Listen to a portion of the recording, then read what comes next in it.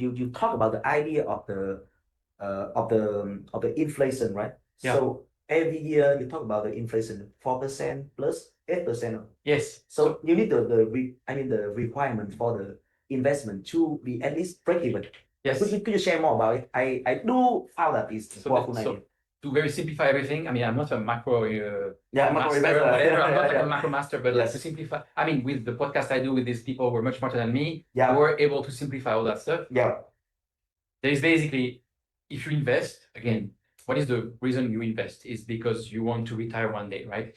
Or at least people think, oh, I want to invest because I want to get richer. That's actually not why you invest. The reason why you invest is because you cannot keep your dollars or your Vietnamese dong as fiat currency because it's being devalued so much, right? But you're losing purchasing power. So basically, you're becoming poorer just by holding cash, right? That's why you invest. And so basically, you invest to keep your purchasing power, hopefully at least the same through time. Yeah. And so the way you can calculate that basically is there's two different types of inflation that you need to beat or to do better if you invest, right? Right. The first one is the actual price inflation, the price of the coffee and all that stuff, right? What they call CPI in the US, right? Which is the price of the basket of goods that you consume every day. This one supposedly goes up 4% per year, more or less, right? And then the other one is called asset price inflation. Right. Asset price inflation is what I talked about just before, which is if you want to be able to retire one day, you need to use your cash that you make every month during your job, right? Yeah. To acquire enough assets that when you're 60 or 65, I think retirement age for most people is 65 now, or whatever, depending on the country. You need to make enough money to not lose this purchasing power and to be able to retire early, right? So basically, this 4% of inflation plus this 8% of asset price inflation is basically equal 12%. Yeah. So people, that's the problem, right? So basically, this 12% could be a bit less, could be 10, it could be 13, whatever. But this 12% is what we call hurdle rate. The hurdle rate is what I need at least every year on average. Yeah. Obviously, because markets are volatile. On average, I need to do 12% on my investments to not lose money. Right. Basically, that's the problem today, right? And so when you invest in a bond that gives you today 4%, or a few years ago 0%, you're actually losing 12% every year. And if you understand compounding, which is one of the key things about investing, if you compound minus 12% every year, you're actually destroying completely your portfolio and your wealth throughout just a few years, right? Yeah. And so so basically, how do you get to this 12%? And that's when we get to like this interesting crypto stuff. And this comes straight from Raoul Pal, who came on my podcast 3 times, and he's extremely amazing and brilliant to explain these things very simply. Yep, I like it, yeah. How you get to 12% per year without taking crazy risks, right? Without picking an individual stock. Because if you pick an individual stock investment, you could do much better, but it could go to zero, right? Which is why people today invest in what called index funds or ETFs. Right. One is called the S&P 500. It's when you invest in there, you invest in the 500 largest market cap for companies in the US, just with one investment. You can invest every month, forever or every week, and you're going to on average, 12%. Yeah. If you look at history, like last 100 years, it was on average 12%. So if you buy S&P 500, you're basically making zero money.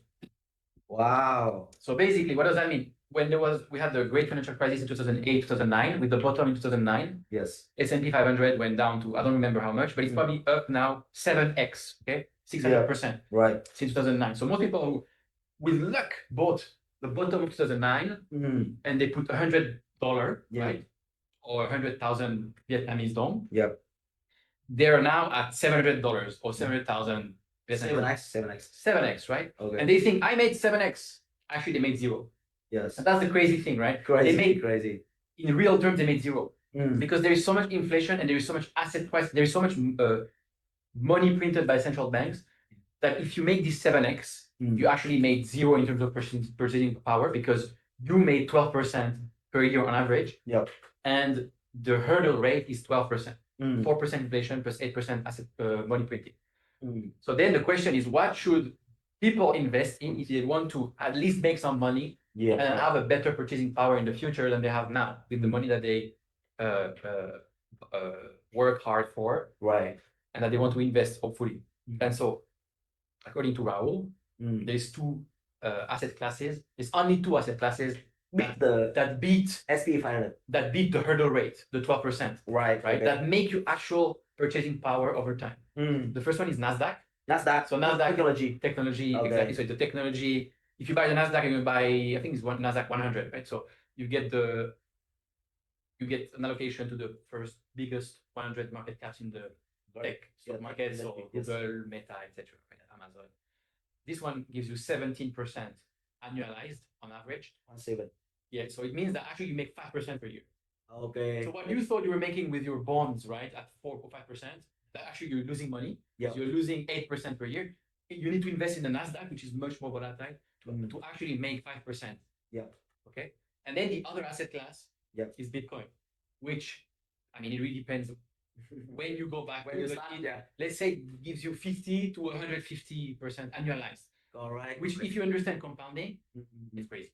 Crazy. And so basically, another way to look at it is Nasdaq and Bitcoin. There are only two asset classes that make you money, right? Actual money.